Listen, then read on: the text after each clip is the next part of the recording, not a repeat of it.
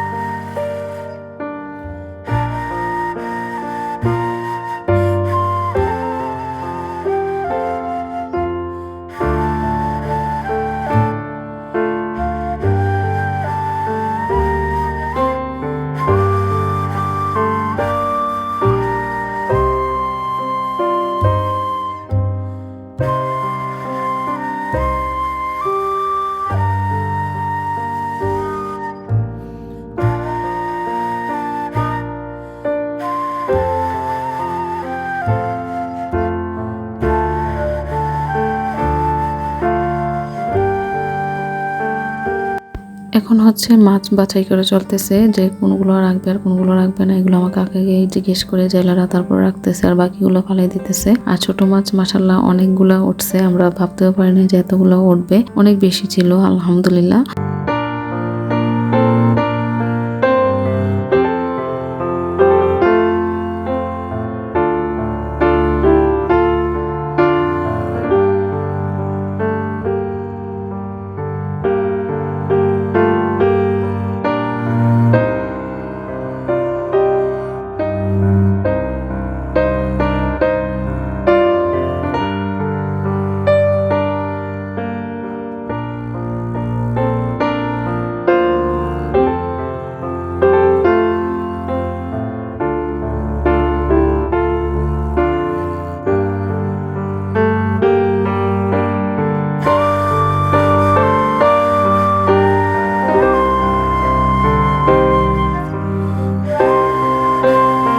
মাশাআল্লাহ অনেকগুলো মাছ উঠছে। তো যেই পাত্রের মধ্যে রাখছে এটাকে আমরা ওড়া বা খাড়ি বলি কুমিল্লার ভাষায়। তো এটা শুদ্ধ নাম কি আমি জানি না বা আমার মনে পড়তেছে না। আপনারা কেউ জানলে আমাকে কমেন্টসে অবশ্যই জানাবেন। আর কার কার আঞ্চলিক ভাষায় কি বলে সেটাও জানাবেন। তো এখন ভাগাভাগি করবে। আগে কিছু পাতা টাতা ছিল, ওইগুলো ফালাই দিতেছে বাছাই করে। তো এদিকে সবাই ছিল, কাকারা ছিল, তারপর আমার দাদুও ছিল।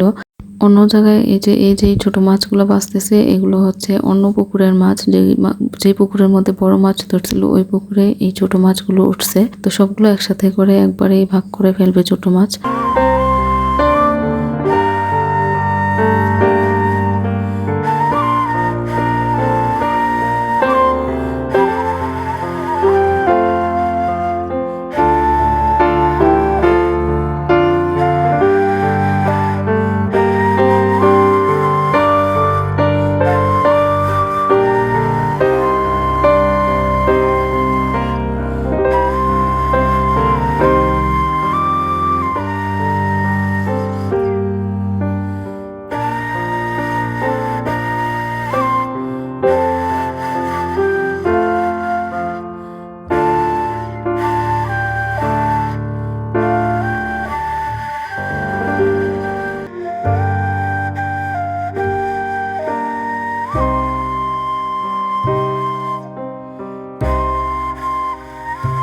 ছোট মাছগুলো 4 ভাগ করা হয়েছে। তো এখন ভাগ শেষ, সবাই সবার মাছ নিয়ে নিতেছে ভাগের মধ্যে। আমি এবার ছোট মাছগুলো নিয়ে সাথে সাথে কাটাকাটির মধ্যে বসে গেছি, কারণ এগুলো কাটতে অনেক বেশি সময় লাগবে। সেজন্য আমি আমার কাজিনকে নিয়ে চলে গেছিলাম ছোট মাছ যে ভাগ করার পরপরই।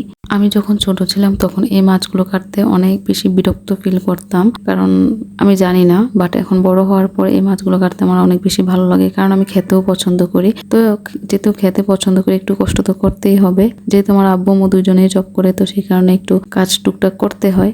বড় মাছ ভাগ করার সময় আমি ছিলাম না ভালোই হয়েছে। আমার ছোট বোন এই ভিডিওগুলো করছে, কারণ আম্মুর থেকে আর আমার ছোট বোন থেকে যা শুনলাম আর কি, যে ভাগ হচ্ছে 19-20 করে, আর সবসময় ছোট ভাগটা আমাদেরকেই দেয়। আমরা সত্যি কথা কখনোই মাছ ভাগ করার সময় আগে আগে কখনো নেই নাই। আমার পরিবারের মানুষ চায় যে ভাগ সমানভাবে হোক, সবাই সমানভাবে নিক, এটাতে তো কোনো সমস্যা নাই, বাট তারপর একটু 19-20 হয়ে যায়। আব্বু আম্মু যেহেতু ঝামেলা পছন্দ করে না, সেই কারণে ওনারা কিছু বলেও না, ওনারা চুপ করে নিয়ে চলে আসে।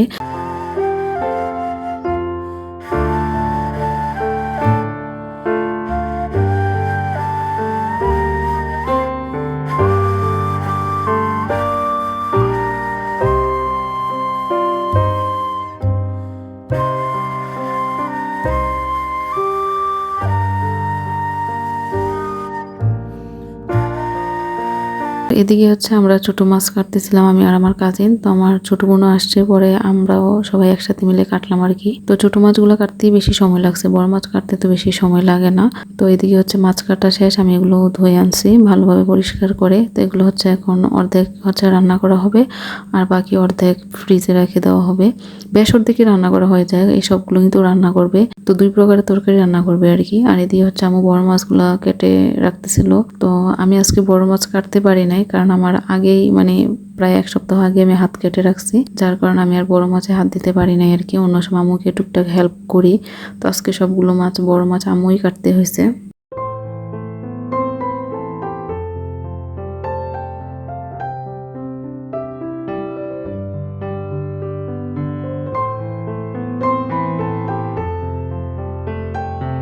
এটা হচ্ছে আমার ছোট কাকার জায়গা, তো উনি বিল্ডিং করতেছে। তো আমি একটু হেঁটে দেখতেছিলাম যে রুমগুলা কিভাবে করতেছে বা কতটুকু করতেছে। তো এই তো এদিকে হচ্ছে পুকুর পাড়ে আর কি। তো এদিকে হচ্ছে আবার একটা কামরাঙ্গা গাছও আছে। তো হঠাৎ করে এদিকে নজর গেল, ভাবলাম যে একটু কামরাঙ্গাও খেতে ইচ্ছে করতেছে, খাবো কিনা। আজকের ওয়েদারটা অনেক বেশি সুন্দর ছিল, আকাশটা অনেক নীল ছিল, দেখে অনেক বেশি ভালো লাগতেছে। তো এদিকে হচ্ছে কিছু গাছপালা কাটা হয়েছে, যার কারণে এই জায়গাটা বেশি খোলামেলা, দেখতেও সুন্দর লাগতেছে আকাশটা।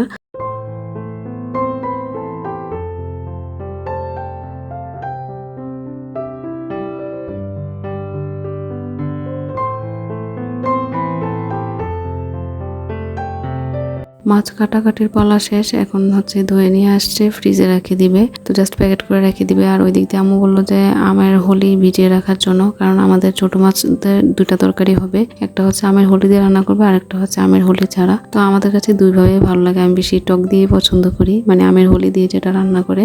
আপনারা কেউ আমের হোলি দিয়ে মাছ রান্না করে খান কিনা আমাকে কমেন্টসে জানাবেন। একটু আগে বলছিলাম যে আমি বড় মাছ কাটতে পারি না, কারণ আমার হাত কেটে রাখছি। তো এই যে দেখুন যে আমার হাতের আঙ্গুলটা কত বেশি কেটে গেছে। এটা হচ্ছে আমি গত সপ্তাহে মাছ কাটতে গিয়েই কাটছি। তো প্রায় 1-2 সপ্তাহ লাগছে আমার এটা ভালো হইতে।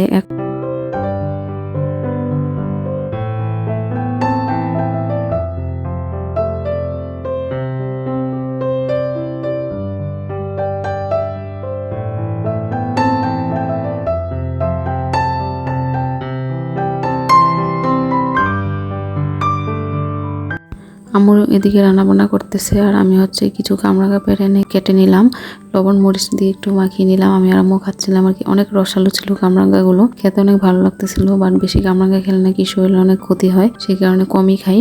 তো এদিকে হচ্ছে এটা পুঁটি মাছ, একটু বড়ই পুঁটিটা।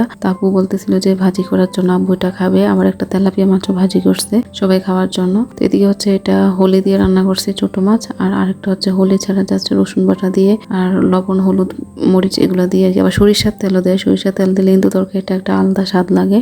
এখন সবাই একসাথে বসে দুপুরে খাবার খেয়ে নিচ্ছি। আমি সবকিছু একসাথেই নিয়ে নিছি, কারণ আমার কাছে এভাবে সবকিছু একসাথে নিয়ে খেতে ভালো লাগে। ব্লগটা আর বড় করছি না, সবাই ভালো থাকবেন, সুস্থ থাকবেন। দেখা হচ্ছে নেক্সট ব্লগে। আশা করি সবার কাছে ভালো লেগেছে। আল্লাহ হাফেজ।